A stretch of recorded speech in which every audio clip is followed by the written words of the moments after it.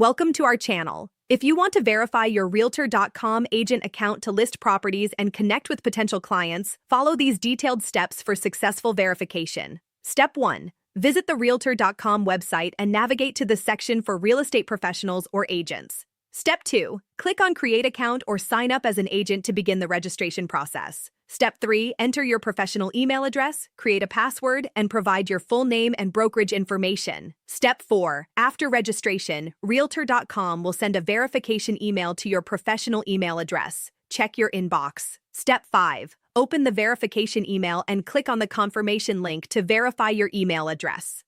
Step 6. Log in to your Realtor.com agent account and navigate to your profile settings. Step 7. Complete your professional profile by adding your real estate license number, brokerage affiliation, and areas of expertise.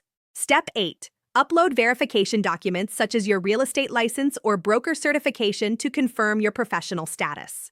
Step 9. Provide your contact information including phone number, office address, and professional website if applicable. Step 10.